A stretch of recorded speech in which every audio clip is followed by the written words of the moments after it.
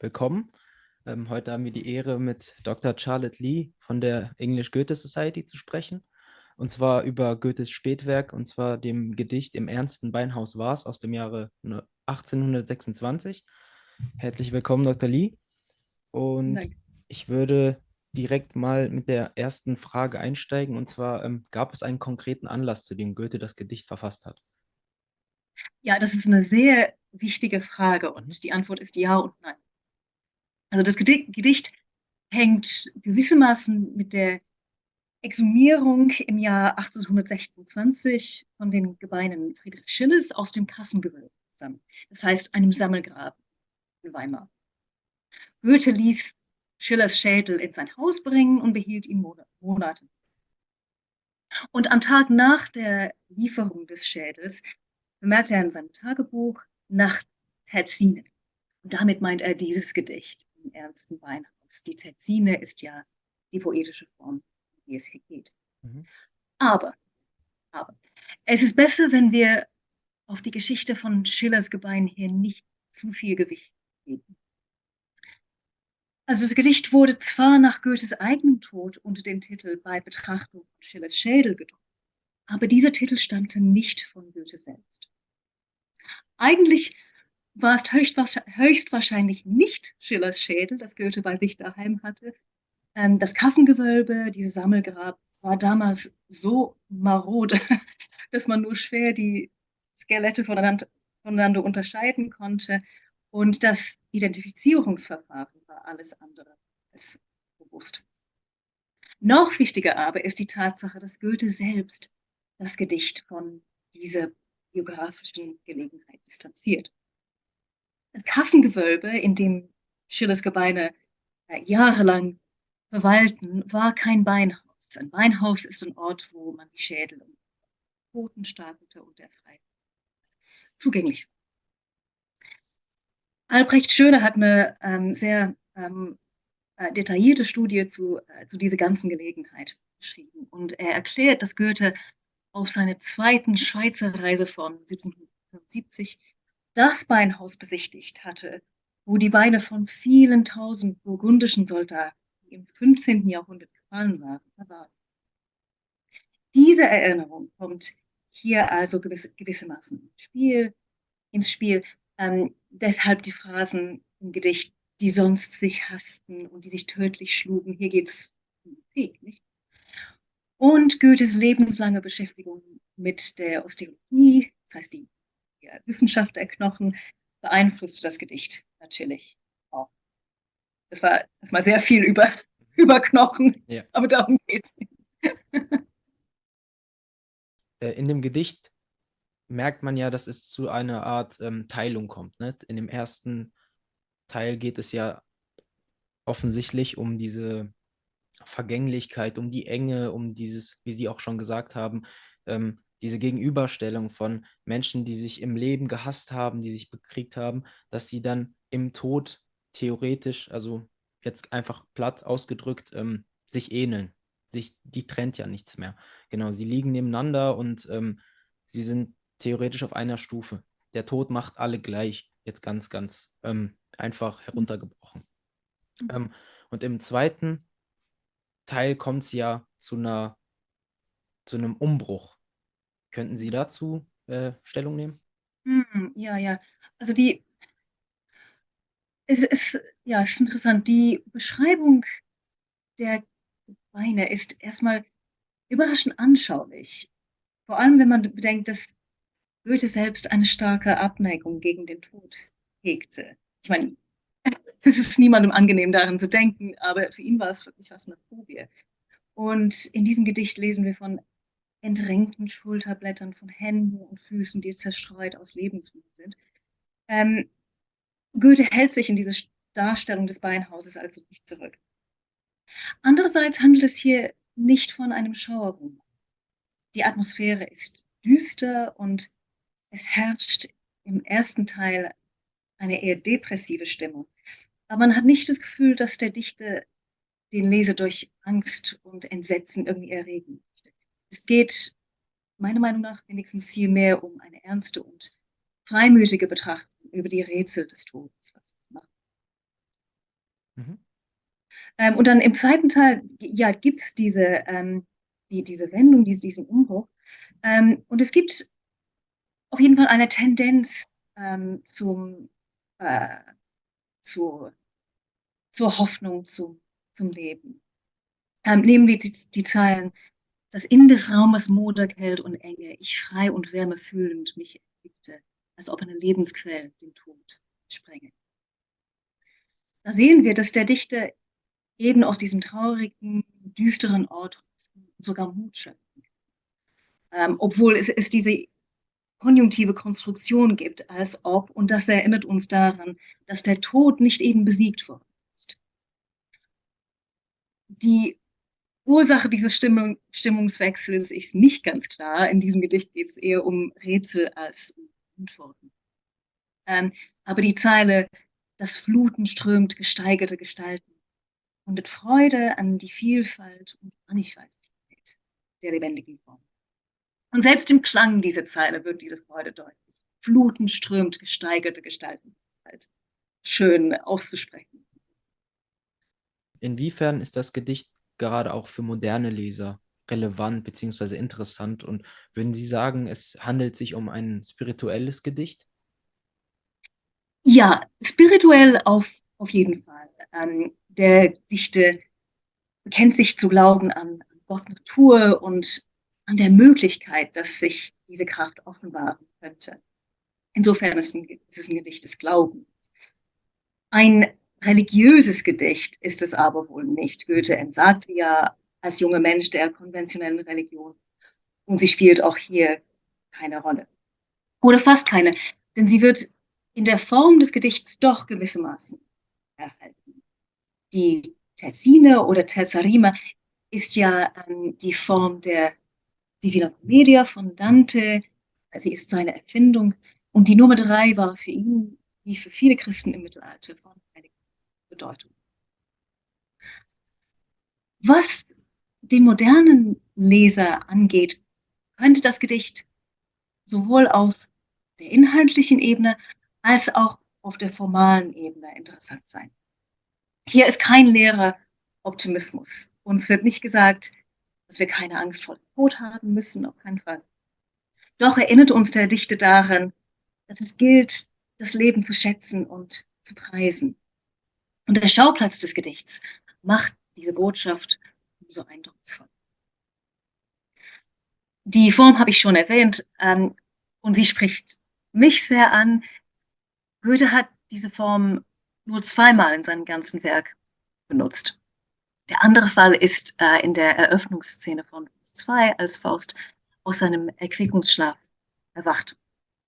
Terza Rima besteht aus Reimgängen, also A, B, A, B, C, B, C, D, äh, C, D, C, D, D, E, D und so weiter, die sehr fein sind. Eine solche Form erkennt man eigentlich vielleicht nicht beim ersten Blick, es sei denn, man ist in Dante besonders belesen. Aber wenn man sie einmal bemerkt hat, hat die poetische Form etwas sehr Befriedigendes, ja sogar tröstlich.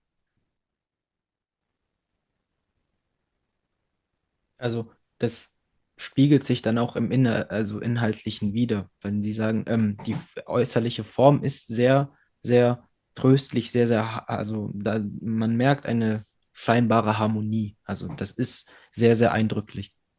Auch Absolut. die Tatsache, dass es 34 Verse im Insgesamten sind, aber keine so richtige Unterteilung in Strophen.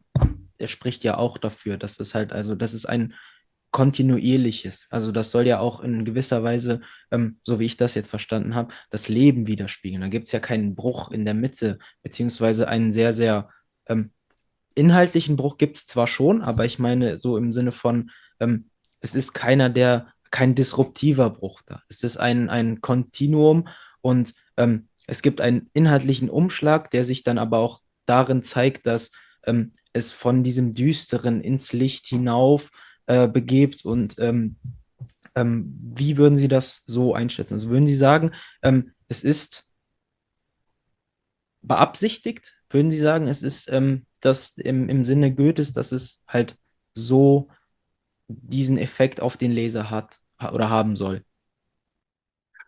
Ja, ich meine, die Absicht in der Lyrik, das ist eine große und irgendwie heikle Frage. Mhm. Aber dass die Wirkung eine, eine tröstliche, optimistische sein soll, das ist auf jeden Fall die Absicht, würde ich sagen, so, insofern wir das sagen können. Ja, und das ist auch irgendwie ähm, Kennzeichen für sein Spätwerk, dass man kämpfen muss. Man muss eben sehr düstere Momente durchmachen, um dann ähm, zu irgendeiner Erkenntnis zu kommen. Das ist irgendwie ähm, ein schweres Gewinn.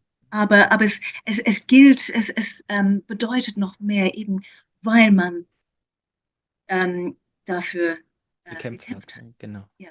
Ähm, ja. Könnten Sie noch mal den Gedanken dieses Zwiespalts aufgreifen zwischen Spirituellem und Religiösem? Sie haben ja gesagt, Mhm. der Goethe war ja der Religion etwas abgewandt, aber das Spirituelle ist ja auch in all seinen Werken, beziehungsweise in seinem ganzen Werk allgegenwärtig. Also das, denke ich mal, kann man mit Sicherheit so behaupten, allein im Faust. Ähm, aber würden Sie sagen, der Begriff religiös oder Religion spielt bei Goethe eine Rolle, eine zentrale Rolle, aber nicht so, wie wir es sagen wir mal, klassischen Sinne so interpretieren würden, wie Religion im klassischen Sinne.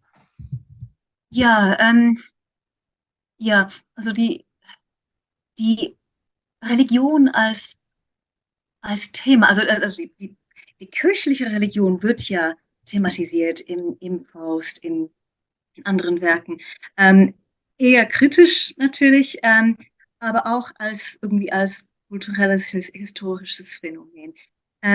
Aber die Christenheit, das christliche Glauben wird nicht in seinem Werk mh, wird nicht, wird nicht vertreten, wird nicht, sein Werk ist kein christliches Werk, wenn ich es so ausdrücken kann. Das bedeutet nicht, dass er nicht an nichts glaubte, dass er Atheist war, aber das war eher ähm, etwas Unkonventionelles und nichts Definitives. Ich meine, diese Formulierung Gott und Ruhe, die wir im Gedicht haben, das sagt schon sehr viel aus. Einerseits ein transzendentes Wesen, Gott, andererseits die reale Welt, die materielle Welt, die Natur, die lebendige Welt, eben, mit der wir es in diesem Gedicht auszudrücken. Und die Vereinigung dieser zwei Elemente ist für ihn extrem wichtig. Es ist weder das eine noch das andere, sondern das Zusammenspiel von beidem, das ihm wichtig ist. Und das ist eine Art, ähm, bestimmt eine Art Glauben, vielleicht sogar eine Art Religion, aber eben kein von Konvention und Normen gebundenes.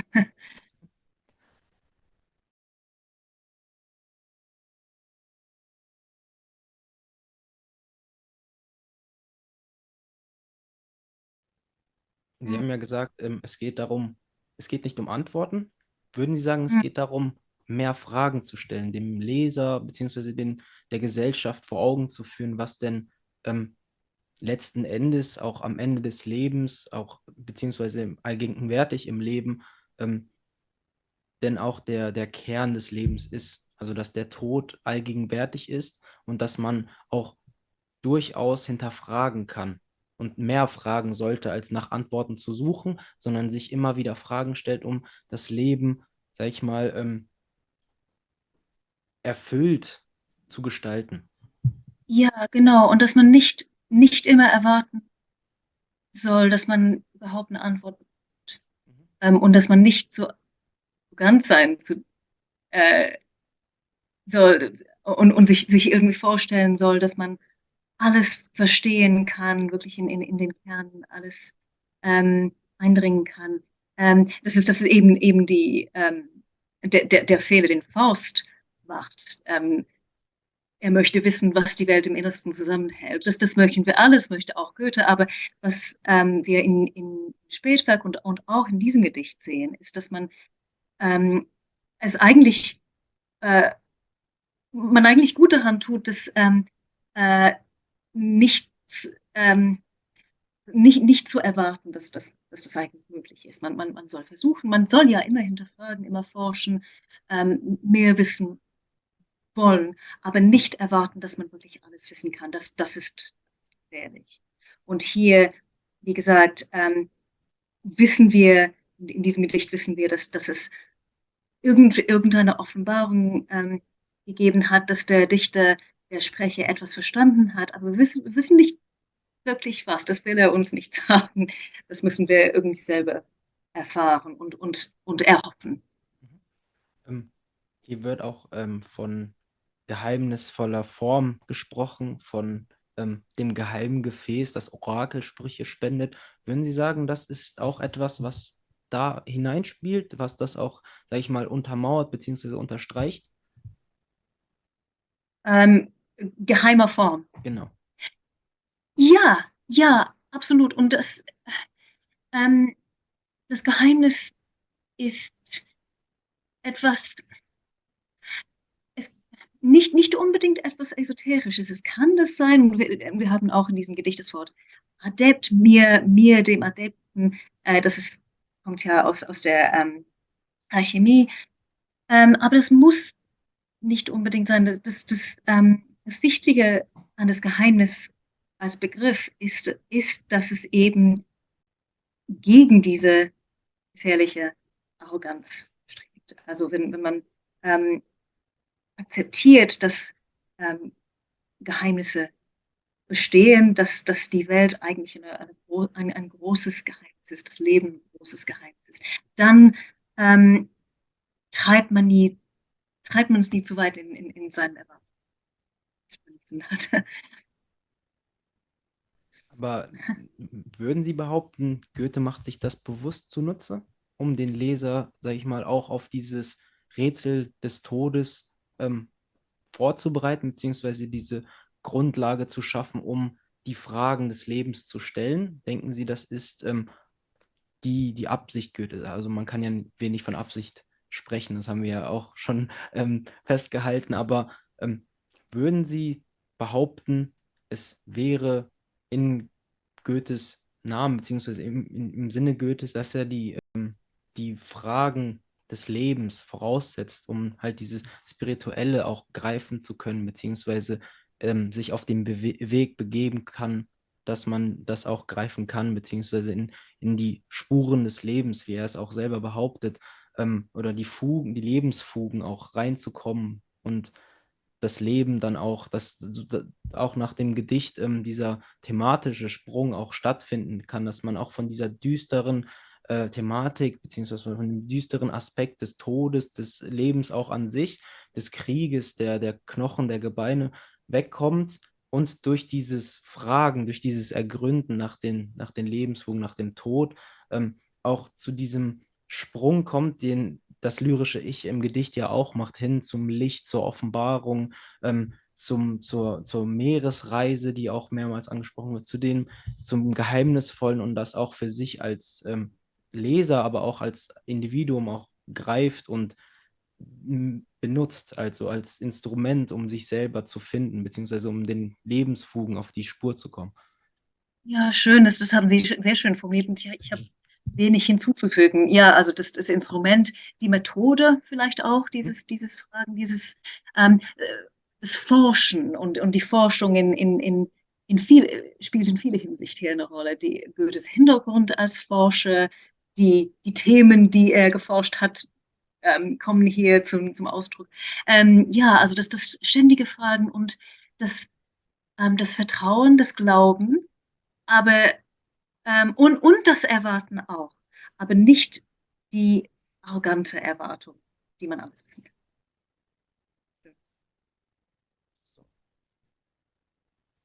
So, ich würde jetzt, äh, falls es für Sie in Ordnung ist, einmal umspringen. Und zwar würde ich jetzt das Interview weiter auf Englisch führen, wenn das für Sie in Ordnung ist. Sehr gerne. Und zwar habe ich drei Fragen ungefähr formuliert. Dann würde ich jetzt einfach die erste Frage stellen. Do you see any similarities between Matthew Arnold's poem Dover Beach, first published in 1867, or do you see more differences? Yes, this was a really interesting question. I would never have thought of Dover Beach, but it's a great comparison. May I ask what made you think of that particular poem?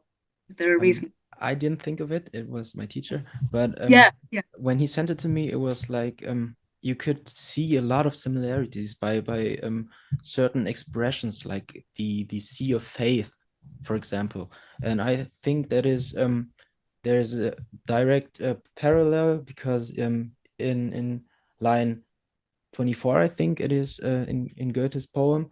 It's ein Blick, der mich an jenes Meer entrückte. I think there's a direct correlation between those two poems, in which you can see that faith is present in both poets' lives, but one uses it in a different direction.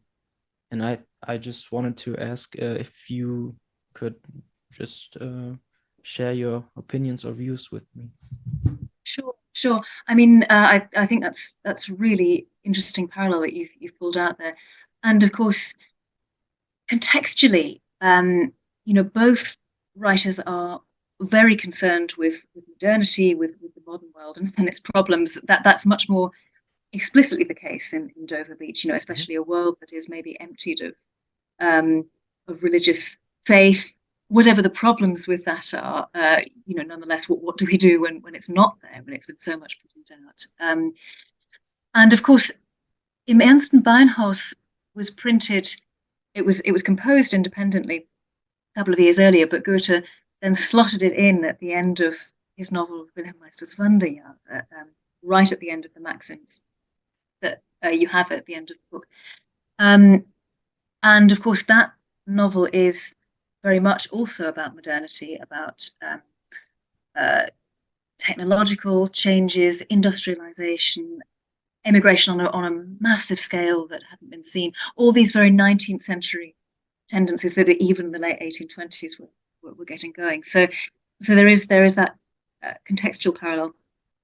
I think, though, in the end, and I did have to think about this, I think they are very different poems because it seems to me that Arnold is much more pessimistic in the end, which is surprising because the imagery is in some ways gentler. You don't have these bones pulled out of their sockets that you have in the Goethe poem. But in the Goethe, as we talked about in the first half of this conversation, there is that shift in mood, that movement towards light and hope and life above all. Whereas Arnold, it seems to me, he gets further into depression rather than out of it. So that would be my main observation. In your opinion, what role does art, especially poetry, play in addressing existential questions in terms of coping with life's questions or questions of death and acceptance and mortality in particular? Yes. Well, I think, I mean, patterned language, which is what poetry is, it's first of all just immensely appealing, and that applies the whole spectrum. Yes, something as complex philosophically and in aesthetically as in Ernst Beinhaus, but then also nursery rhymes. The role that rhythm and rhyme and sound plays for young children is crucial, and I think that it's something very, very deep-seated that goes right from the very early years all the way up to, as I say, something as complicated as this poem. So the role of the patterned language can play in our lives is very important. And I think it sounds trivial to say, but poems give us a lot to think about in a short space. But reading 3 pages of whoever, Goethe, Seamus Heaney, Leonard Cohen, it will give you so much to think about. And of course the patterns make it particularly they uh, they help you to internalize, I think, the messages effectively.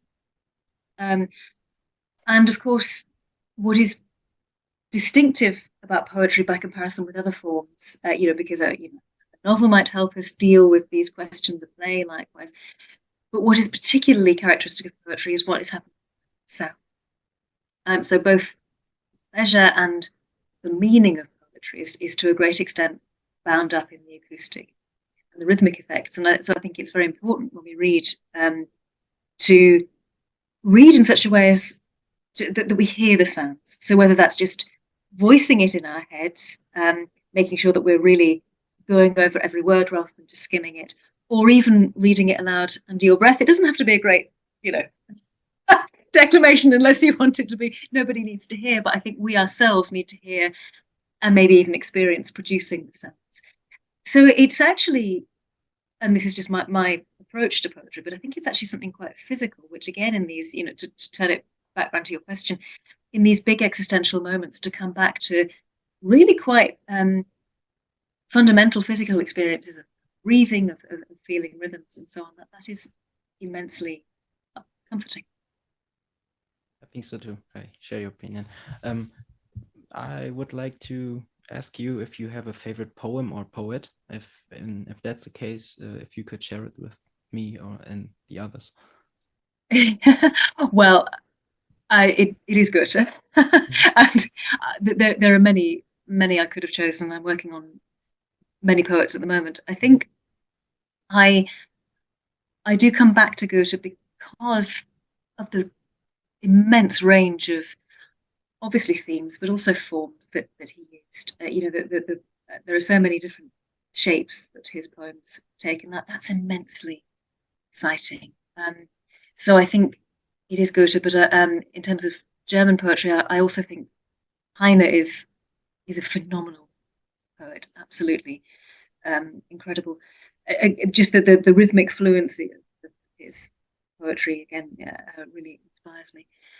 In terms of other languages, I'm working comparatively at the moment. I work with English and French as well. Um, I think, well, the project I'm doing at the moment, which is about poetry and movement, it's partly because I'm interested in those questions, but it's also an excuse to be able to write on Gerard Manley Hopkins, the Mhm. 19th century poet. Roughly a contemporary of Matthew Arnold, but a very, very different poet. And again, does very interesting things with rhythm. The role of faith in his work is fascinating. I've often wondered whether one could compare Goethe and Hopkins. I don't really know where you'd start, actually. Um, so anyway, those would be my top three probably. My favorite author is Virginia Woolf. My Oh favorite yeah, poet is Virginia Woolf because I think yeah, she has such a way with expressing so much in so little space, and I think it's really interesting. There's this poem about her mind, and she compares it to a machine, a complex machine, and she does not even know how it works. And I think it plays into this whole idea and into this image of poets having like so much in their mind, so much mm, potential, so much idea, so many ideas, and that they yeah, can put it into words.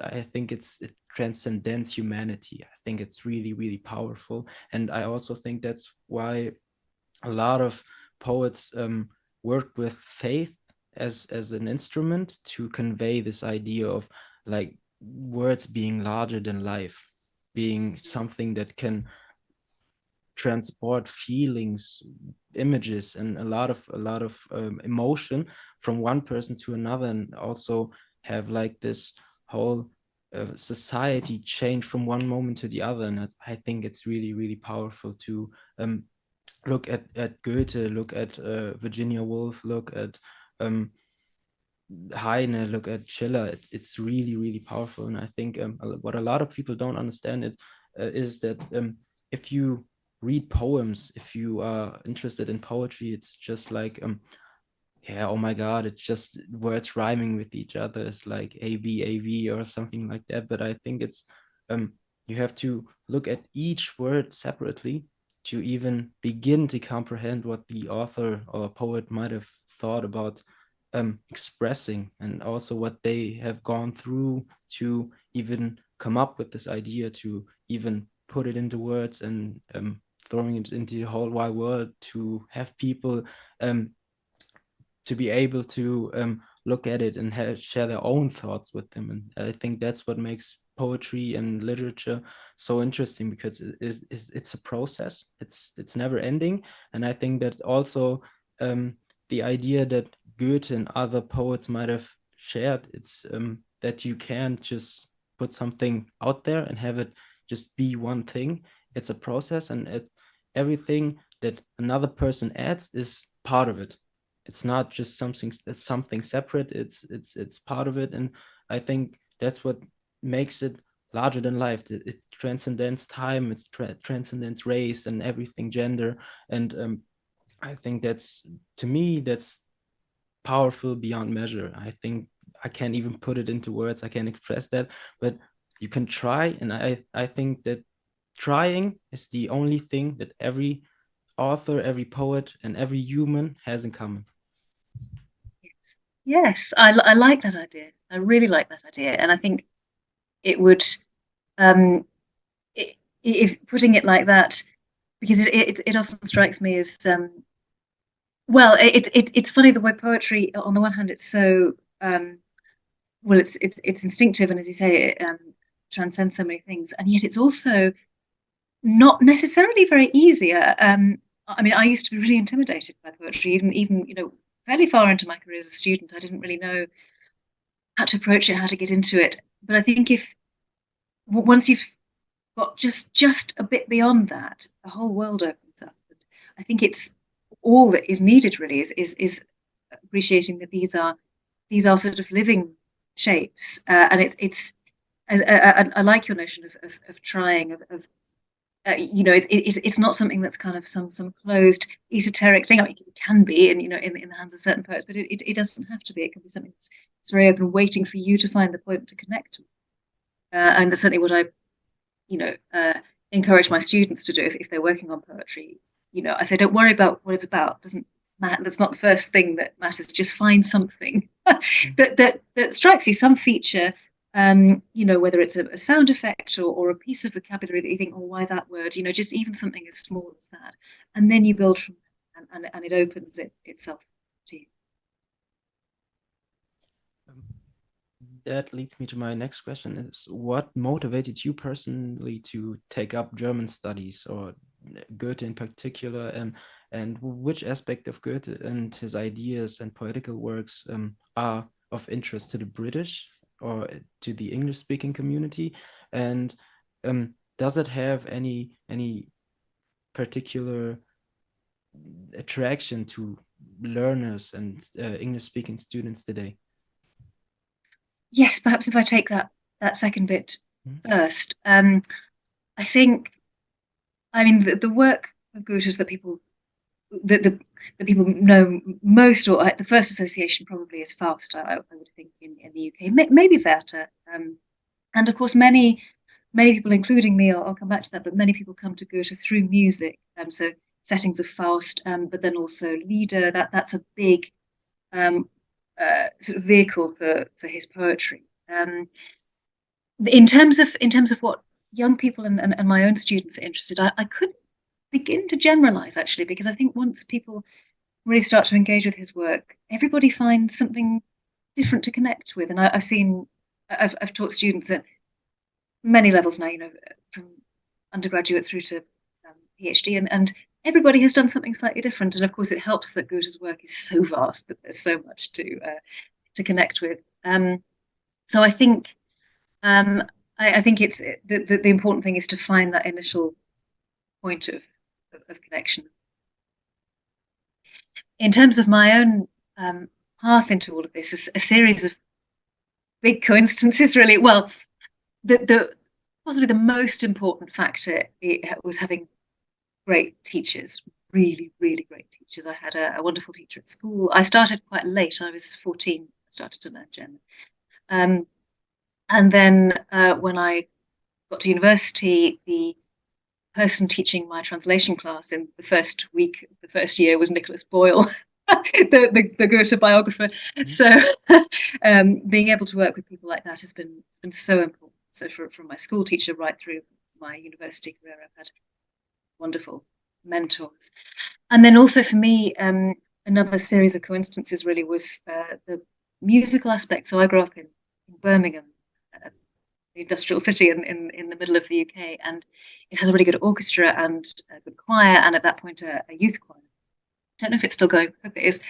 And we happened to sing in the couple of years after I'd started to learn German. We just by sheer coincidence sang lots of settings fast. So we sang Schumann's Faust, we sang Mahler's Faust, we sang also then other things in German like Brahms Viergesänge.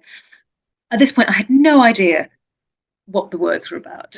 Absolutely no idea. But there was something about, and this is where, again, this the physicality of language can be very important. There was something about singing those words and experiencing them that way that was very powerful. And I think that probably started me off getting interested in Goethe, just encountering his poetry in that way and wanting to know a bit more about him. And then, yes, getting to university and meeting these people who work on Goethe at such a high level.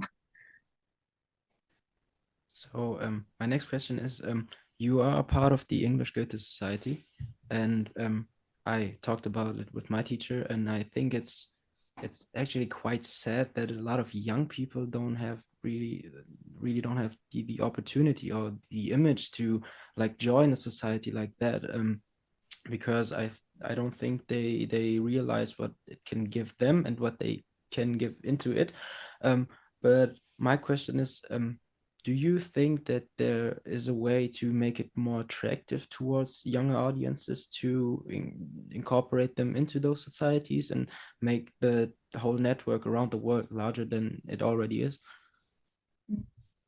Well, I do think, and we've been talking a lot about poetry, but I do think poetry is a good opportunity here.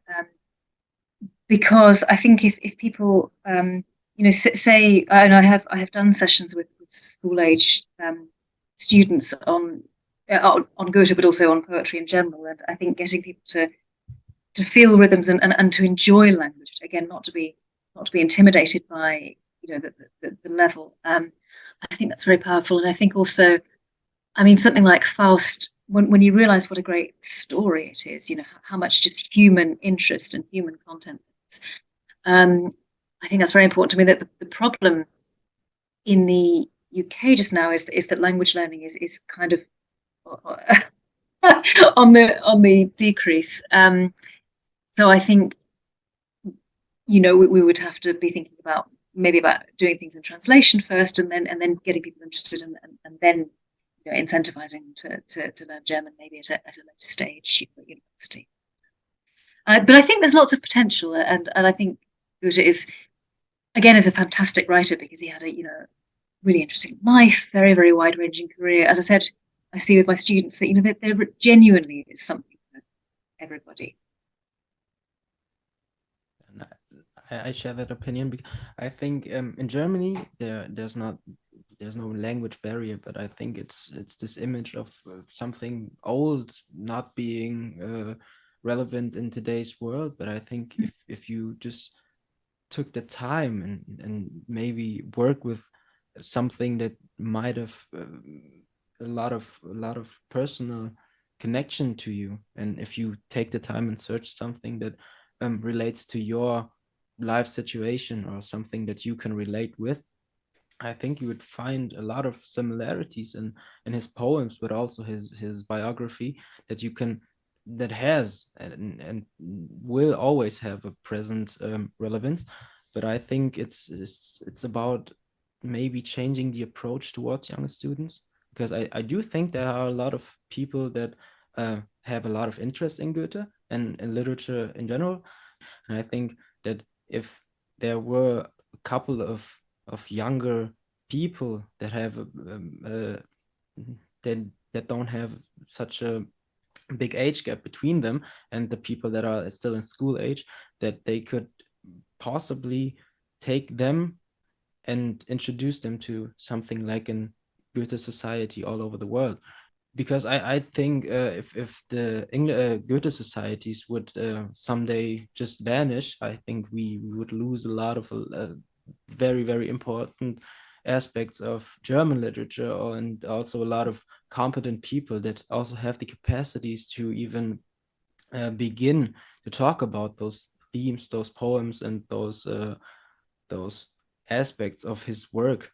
And I think it's a little bit it also it makes me a little bit sad, because I myself, I have a lot of affinity towards literature, and I think a lot of younger people don't really appreciate that anymore. But I don't even blame them, because they've never had the experience to even find something that they could relate to, something that they might like. And I just wish for something to, yes, to change, or somebody to try to approach those young guys.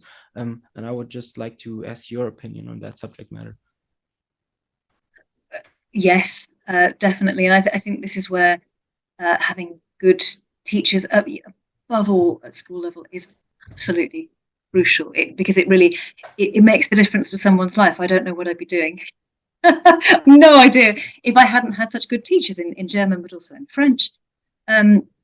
It really is life changing. And I think, as I agree with you, there is a lot of potential. I think it's a shame that, and I know I keep going back to poetry, but I think the fact that it is short, there's a lot of potential there. But I think people need to. There is a you don't need much education to be able to appreciate a poem, but you need a tiny bit. You know, this is a line.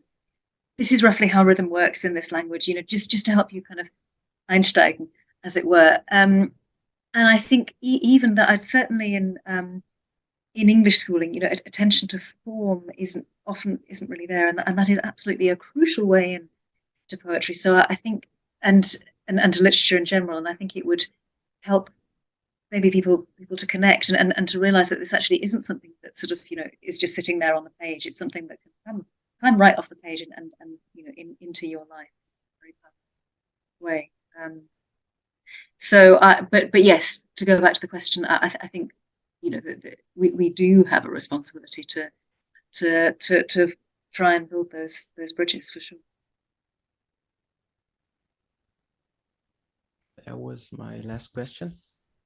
I really appreciate you taking the time, and I also would like to thank you in the name of my teacher and myself, actually, because I really appreciate that you took the time out of your day and to talk to me, and that we could have such a conversation that I couldn't have dreamed of. And am I right in thinking that you're going to be a teacher yourself? Yes, yes. Yeah, fantastic. It's the most important thing you can do. Both my parents were teachers, and yeah, I think it's really important. And yes, I'm very happy to do things like this. It's fun and really, you know, really a pleasure. So, oh, well, thank you. They're wonderful questions, and I learned a lot. Thank you very much. So, indeed. Okay. Ja, vielen Dank. Und ja, gerne. alles Gute. Vielen lieben Dank. Tschüss. Wiedersehen. Tschüss. Wiedersehen.